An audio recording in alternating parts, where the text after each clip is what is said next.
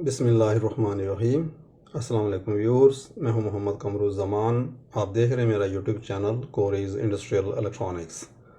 Viewers, आज हमारा topic है UART कम्युनिकेशन प्रोटोकॉल, यानी कि यॉर्ट कम्युनिकेशन प्रोटोकॉल।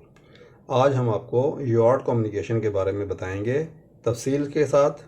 इंशाअल्लाह ताला इतना कुछ आपको बताएंगे कि अगर आपने ये वीडियो पूरी मुकम्मल देख ली बगैर स्किप किए हुए, तो आपको हर तरह का जो कॉन्सेप्ट है वो क्लियर हो जाएगा कि यॉर्ट कम्युनिकेशन जो है वो कैसे काम करती है।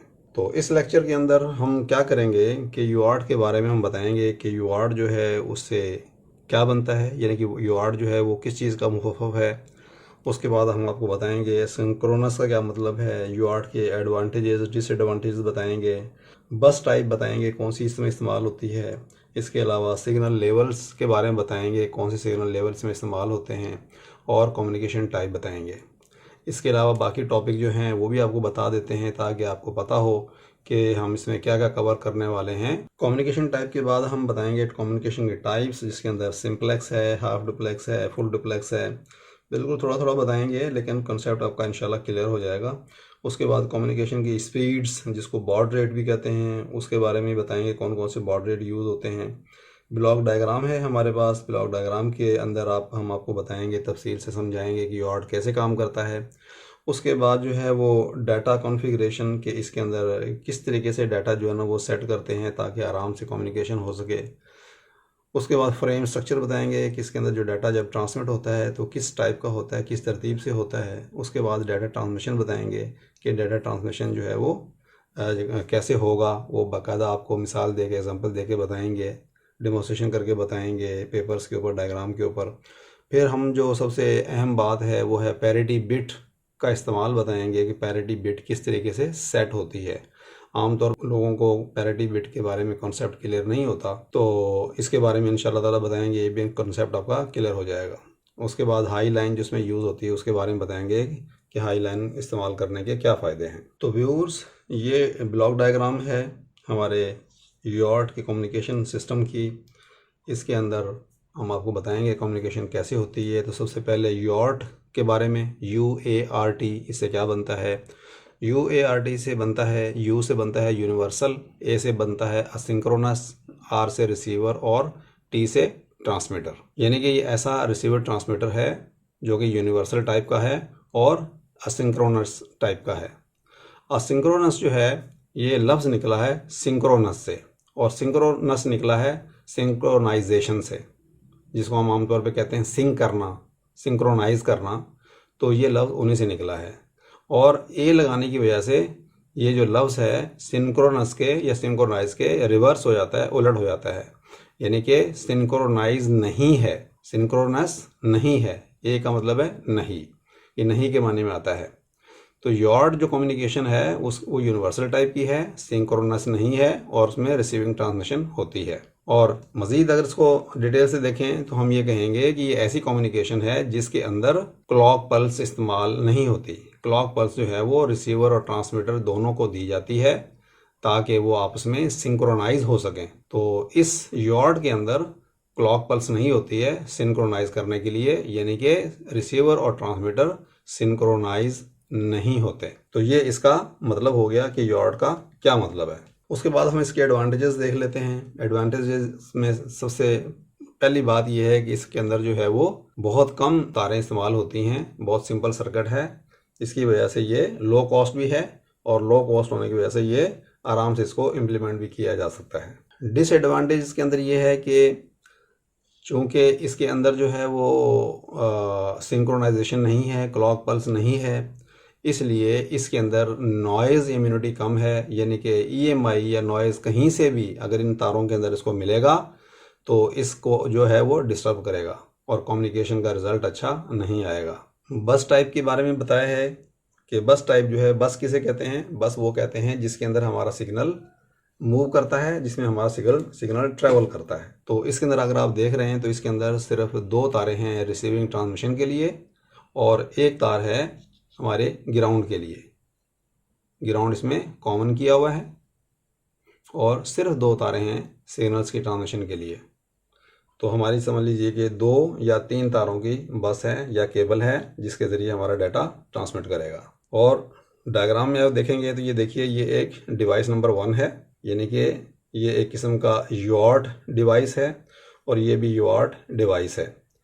बेसिकली ये डिवाइस पूरा पूरा यूआर्ट नहीं होता, ये तो कुछ और पूरा डिवाइस होता है, बहुत बड़ा सिस्टम होता है, जैसे कि पीसी है, पर्सनल कंप्यूटर है, लैपटॉप है, ठीक है।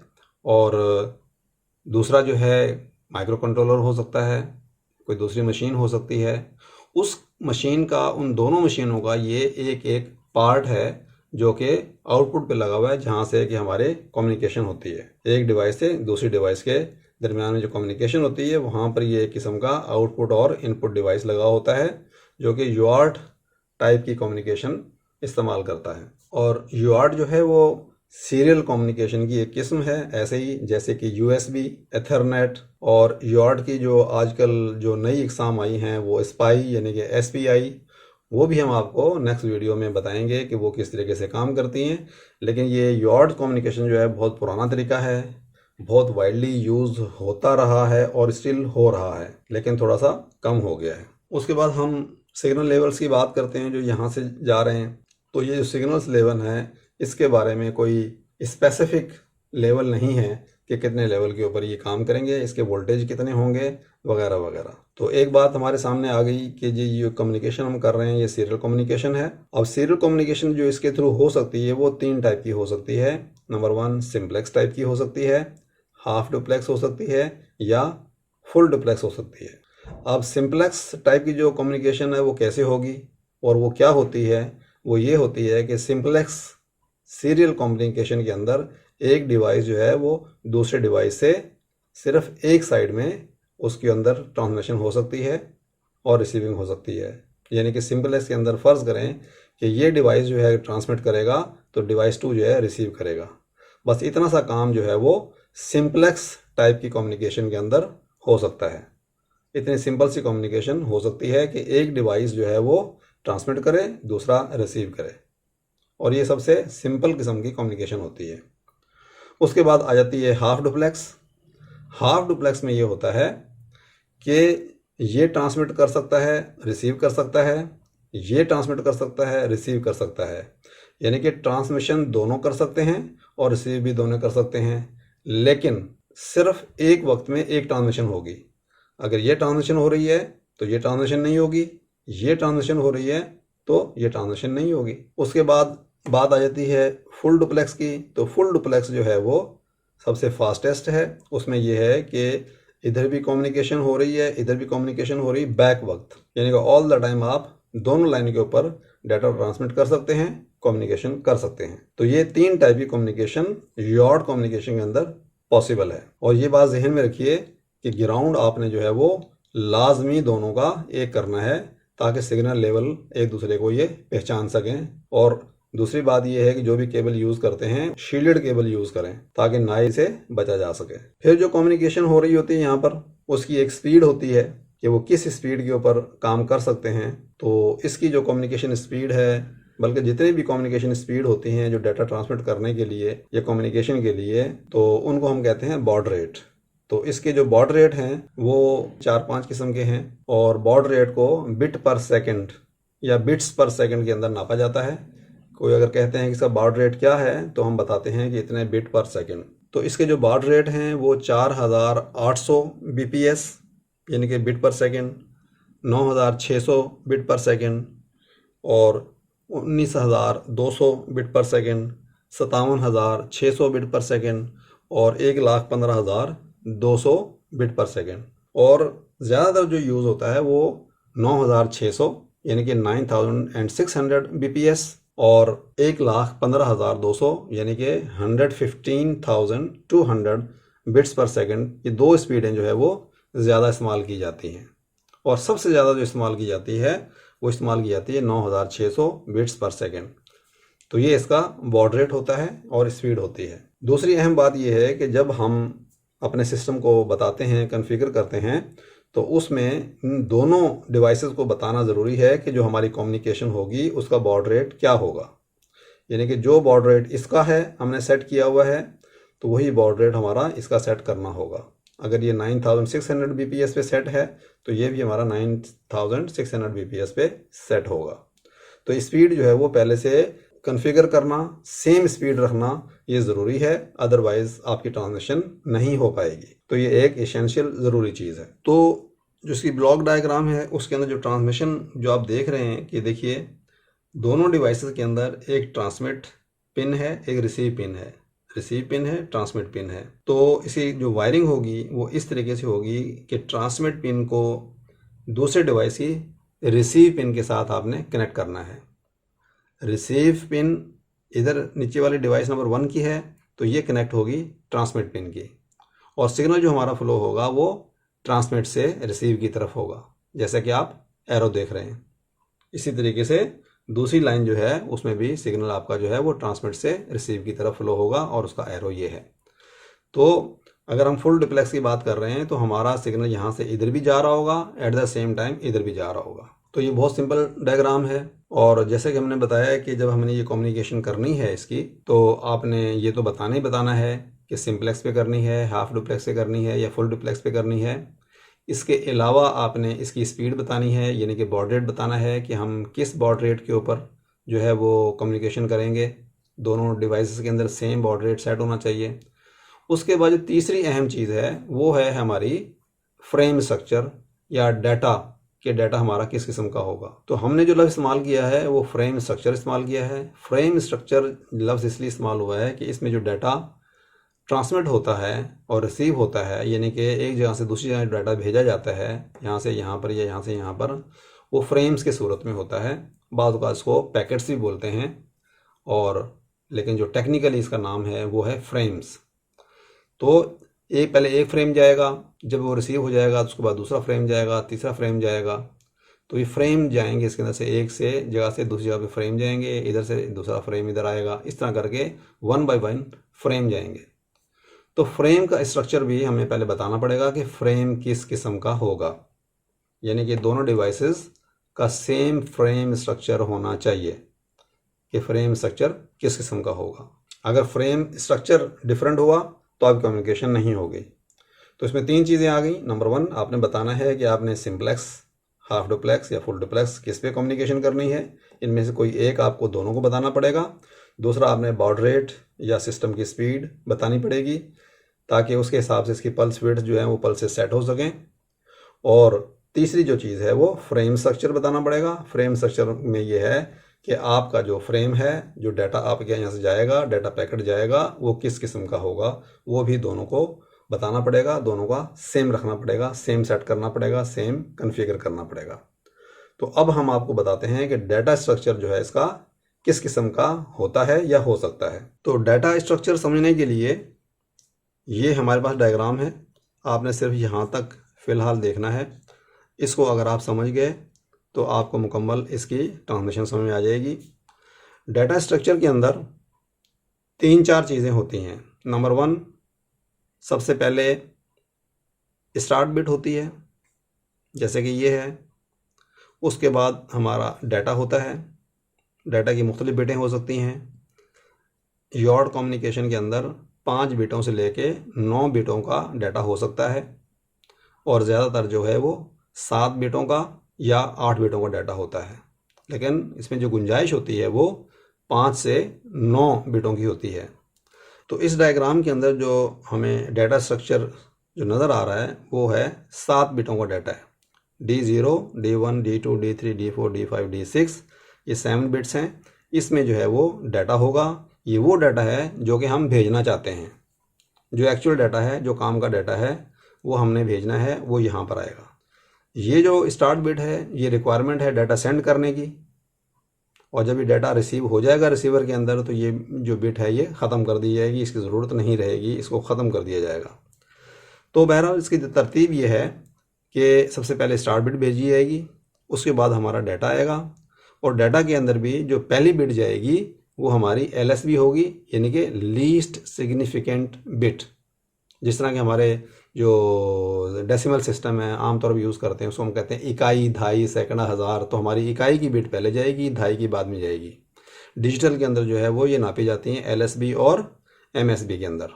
मोस्ट सिग्निफिकेंट बिट यानी कि सबसे बड़े वाली जिसकी पावर सबसे बड़ी हो, और लीस्ट सिग्निफिकेंट बिट जो सबसे छोटी है जिसकी ताकत सबसे कम हो। तो छोटे वाली बिट, छोटी कम ताकत वाली बिट पहले जाएगी, फिर उससे बड़ी, फिर उससे बड़ी, इस तरह करते करते और आखिर में सबसे बड़ी बिट जाएगी। और ये हमारा जो डाटा है वो ट्रांसमीटर से रिसीवर की तरफ ट्रांसमिट हो रहा है। जैसे कि आप ये एरो देख रहे हैं, ये एरो देख रहे हैं, ये एरो देख रहे हैं, तो हमारा डाटा ट्रांसमीटर से निकल के रिसीवर के अंदर जा रहा है।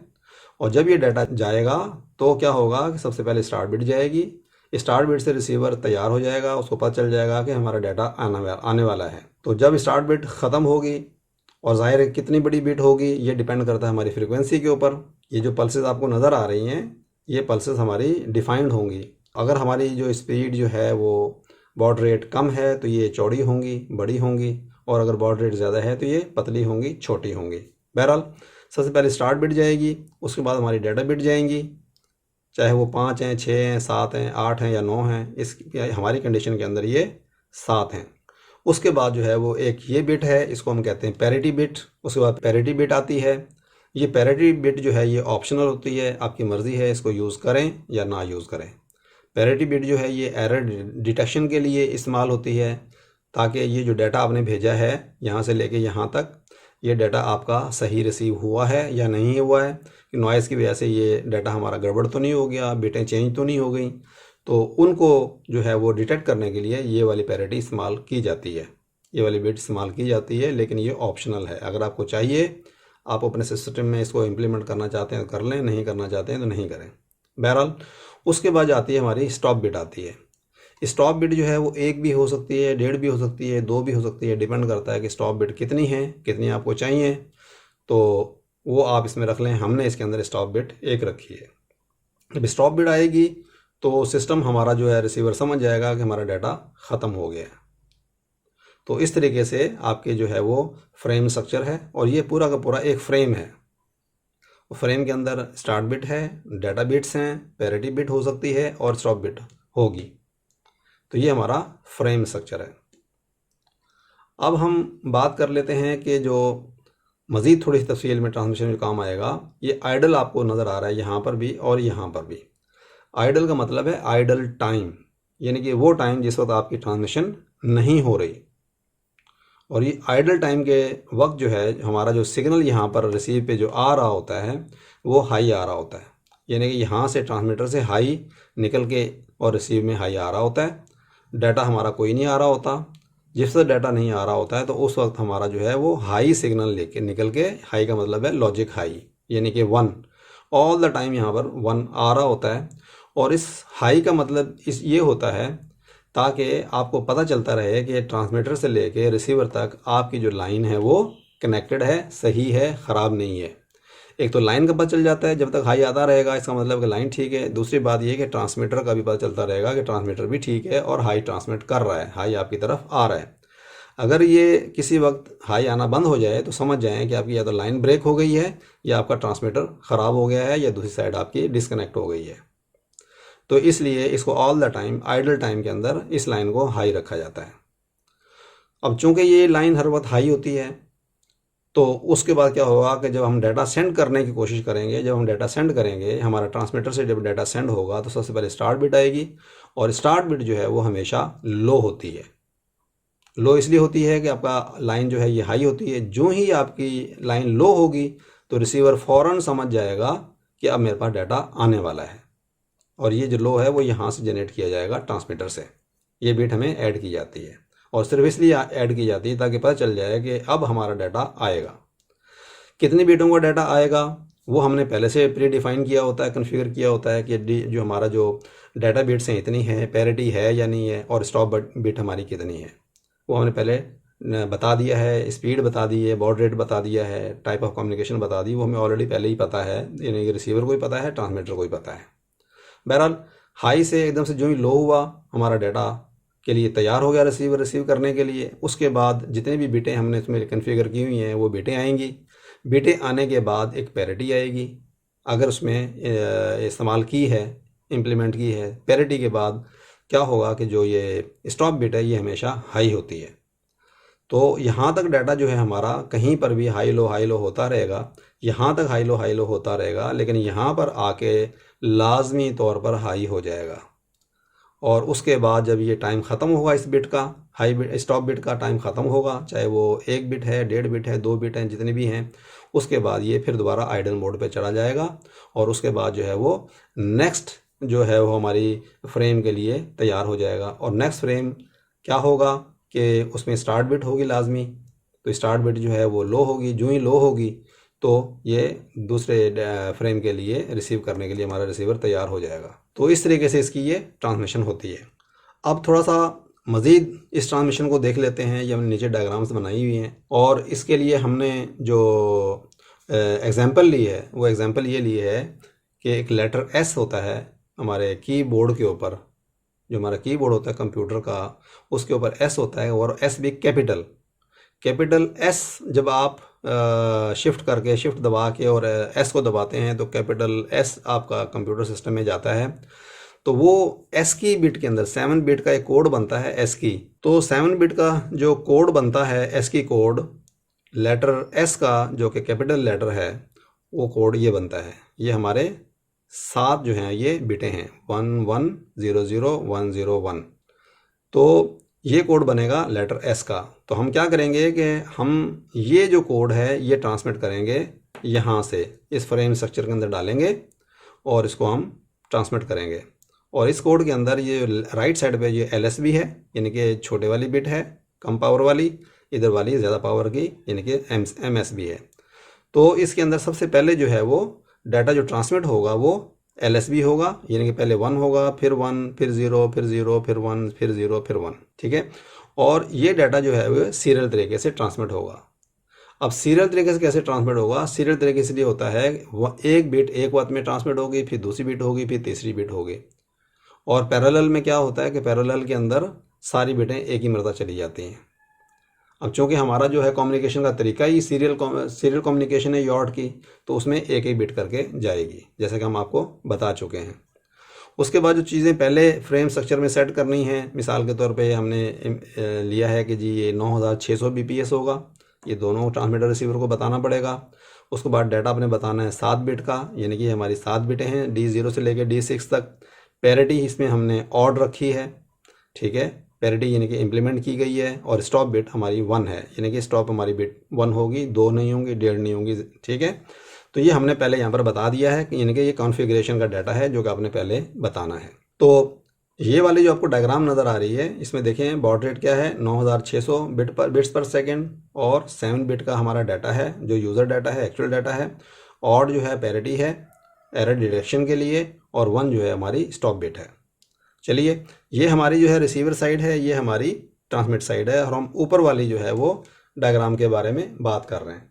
अब ये आपको हाई नज़र आ रहा है, ये हाई हमारा आइडल टाइम है, इस वक्त हमारी ट्रांसमिशन नहीं हो रही है। जो ही हाई से और हमारा जो ये ट्रांजिशन आया नीचे की तरफ लॉजिक लो की तरफ, जो ही लॉजिक लो हमारा ये सिग्नल हुआ है, ये लाइन है हमारी ट्रांसमिशन की, जो ही लो हुई है तो रिसीवर हमारा समझ गया है कि अब हमारा डाटा आएगा। और ये लो जो है ये स्टार्ट बिट है, ये एल का मतलब लो, ये हमारी स्टार्ट बिट है। स्टार्ट बिट के बाद ये देखें अब यहाँ पर डाटा 1 है, तो यहाँ पर 1 आया, यानी कि डाटा लो से फ़ौरन हाई हो गया, ये हमारी पहली बिट है। दूसरी बिट भी हमारी हाई है, तो दूसरी बिट भी देखें हाई है। उसके बाद तीसरी और चौथी हमारी लो है, तो तीसरी के लिए यहाँ पर लो हो गया, फिर ये लो हो गया। फिर हमारी जो 5वीं बिट है वो हाई हो गई। छठी बिट हमारी 0 है, 0 हो गई। 7वीं बिट हमारी 1 है, यानी कि हाई है, हाई हो गई। उसके बाद आ गया पैरिटी, ये हमने जो लिखा है इसमें डब्बे के अंदर एक लगाया हुआ है स्क्वायर सा, इसके अंदर ये पैरिटी है, ये वाला P फॉर पैरिटी। ये पैरिटी आ गई, और पैरिटी के आने के बाद ये चेक करेगा कि हमारा जो ये डाटा था, ये डाटा हमारा सही आया है या नहीं आया है। और पैरिटी के अंदर क्या क्या चीज़ें इस्तेमाल होती हैं, हमारी ये डाटा आती हैं, यानी कि हमारा 7 बिट का डाटा जो हमने ट्रांसमिट किया है वो प्लस पैरिटी। इन सब को नहीं, यानी कि इसमें स्टार्ट बिट और स्टॉप बिट इस्तेमाल नहीं होते हैं। जो हमारे डाटा बिट्स होती हैं वो इस्तेमाल होती हैं इसकी कैलकुलेशन के अंदर, और हमारी पैरिटी बिट होती है। तो पैरिटी बिट जो है वो ट्रांसमीटर सेट करता है, और ये क्या होनी चाहिए, 1 होनी चाहिए या 0 होनी चाहिए, ये हमारा ट्रांसमीटर बताएगा अपने डाटे को देख के। इसको हम थोड़ा बाद में देख लेते हैं, इसको पहले ख़त्म कर लेते हैं। अगर पैरिटी बिट हमारी सही है और हमारे रिसीवर ने चेक किया है कि पैरिटी जो है वो सही है इस डाटे के हिसाब से, उसके बाद हाई बिट आएगी, ये हमारी स्टॉप बिट है, एच लिखा हुआ हाई, स्टॉप बिट आ गई। और स्टॉप बिट आने के बाद आपका ये फ्रेम जो है, आपका डाटा जो है, ये पूरा का पूरा ट्रांसमिट होकर रिसीव हो गया रिसीवर के अंदर। और उसके बाद दोबारा आपकी लाइन जो है वो हाई पे चली जाएगी, यानी कि डाटा ट्रांसमिट नहीं हो रहा, यानी कि आइडल टाइम पे चली जाएगी। अगर आपने सिर्फ एक ही फ्रेम जो है वो ट्रांसमिट करना है। अगर आपने उसके बाद दूसरा फ्रेम ट्रांसमिट करना है तो दूसरा फ्रेम आ जाएगा इसी तरीके से जिस तरीके से ये ट्रांसमिट हुआ है, उसका जो भी डाटा है, लेकिन वो डाटा भी 7 बिट का ही होगा। यानी कि आपने जो सिलेक्शन करनी है कि कितने बिट का आपका डाटा होगा वो आपने पहले करना है। अगर 8 बिट का है तो फिर 8 बिट का ही डाटा आप ट्रांसमिट करेंगे, सारे फ्रेम जो है वो 8 बिट के ही होंगे। अगर 7 बिट सेलेक्ट किया है तो फिर सारे के सारे 7 बिट के ही होंगे, और उनके अंदर पैरिटी भी वही होगी, स्टॉप बिट भी वही होगी, और उसका बॉड रेट भी वही होगा। तो इस तरीके से जो है डाटा आपका ट्रांसमिट होता है। और उसके बाद जो है हम बात कर लेते हैं पैरिटी की। पैरिटी के जो इस्तेमाल लफ्ज़ किया गया है वो ऑड इस्तेमाल किया गया है। ऑड हम कहते हैं, ऑड और इवन जो दो लफ्ज़ होते हैं ये नंबर्स के लिए यूज़ होते हैं। ऑड का मतलब है ऐसे नंबर जो दो पे डिवाइड नहीं हो सकते, जैसे कि 1, 3, 5, 7, 9, 11, ये हमारे ऑड नंबर हैं। और इवन नंबर हमारे वो हैं जो दो पे तकसीम हो सकते हैं। मिसाल के तौर पे 2, 4, 6, 8, 10, 12, 14, ये तमाम के तमाम नंबर जो हैं वो दो पे तकसीम हो सकते हैं। अब ये इवन और ऑड क्यों यूज़ किया गया है? वो इवन और ऑड इसलिए यूज़ किया गया है कि जब हम पैरिटी इसमें इस्तेमाल करते हैं, इम्प्लीमेंट करते हैं, तो हम देखते हैं कि इसमें लॉजिक 1 जो हैं, यानी कि हाई जो हैं, वो उनकी तादाद कितनी है। यानी कि लॉजिक 1 जैसे यहाँ पर 1 है, दूसरा है, तीसरा है, चौथा है, 4 इसके अंदर लॉजिक 1 है हमारे डाटा के अंदर, ठीक है। और उसके बाद जो है ये 5वीं बिट हमारी इसकी है पैरिटी की। अब चूंकि यहाँ लिखा हुआ ऑड, रिसीवर पहले समझ जाएगा कि जो पैरिटी बिट है वो ऑड होगी। ऑड से मुराद ये है कि ये डाटा में जितने भी यूज़र डाटा के अंदर जितने भी 1 हैं वो प्लस पैरिटी, इनके अंदर जितने भी 1 हैं वो उनकी तादाद ऑड होगी। अब इसमें देख लेते हैं डाटा में हमारे कितनी हैं, 1, 2, 3, 4। तो 4 जो है वो तकसीम हो सकती हैं उसके ऊपर 2 के ऊपर, तो वो तो इवन नंबर हो जाएगा। इसलिए उसको ऑड बनाने के लिए ट्रांसमीटर ने यहाँ पर 1 डाल दिया है ताकि वो ऑड रहे, इवन ना रहे। 1, 2, 3, 4 ये हमारे जो नंबर हैं ये 4 बिटें हो गई, और 4 जो हैं वो हमारी 2 पे तकसीम हो सकती हैं। इसका मतलब ये है कि ये इवन नंबर में 4 बिटें हैं, और हमारी जो वो है पैरिटी वो ऑड सेट की गई है। तो इवन से ऑड बनाने के लिए ये एक 1 और डाल देंगे, तो क्या होगा, 4 की बजाय 5 आपके 1 हो जाएंगे। 1, 2, 3, 4, 5 1 हो जाएंगे। और 5 1 करने के लिए हमें क्या है कि 4 1 यहाँ पर है, एक आपको यहाँ डालना पड़ेगा, यानी कि ट्रांसमीटर इसमें एक 1 डाल देगा। जब ये डाटा वहाँ पर जाएगा रिसीवर में, तो रिसीवर क्या करेगा कि जो यूज़र डाटा है यानी कि 7 बिटें ये और 8वीं बिट ये, इनको चेक करेगा और देखेगा कि इनके अंदर तादाद कितनी है। तो जब ये चेक करेगा तो इसको तादाद मिलेगी 1, 2, 3, 4, 5 1 मिलेंगे इसको। 5 1 मिलेंगे तो ये देखेगा कि ऑड बिट है, बोलेगा okay my data is good, इसमें कोई एरर नहीं है। इसी तरीके से अगर हमने इसमें अगर वो रख दी पैरिटी बिट इवन रख दी, तो इसमें क्या होगा कि हमारे इस डाटे के अंदर जितने भी 1 हैं वो इवन होने चाहिए, यानी कि वो नंबर 2 पे तकसीम होना चाहिए। तो यहाँ पे क्या हुआ, सेम डाटा है हमारा, वो सेम यही डाटा हमारा 1 1 0 0 1 0 1 सेम डाटा हम ट्रांसमिट करेंगे। पैरिटी यहाँ पे देखें 0 है। 0 क्यों रखी है? इसलिए कि 1, 2, 3, 4 1 हैं हमारे डाटे के अंदर, और 4 एक ऐसा नंबर है जो कि 2 पे तकसीम हो सकता है, यानी कि इवन नंबर बनता है 4। तो 4 जब इवन है तो यहाँ 0 कर देंगे ताकि हमारा वो नंबर इवन जो है वो ऑड में ना बन सके, ठीक है।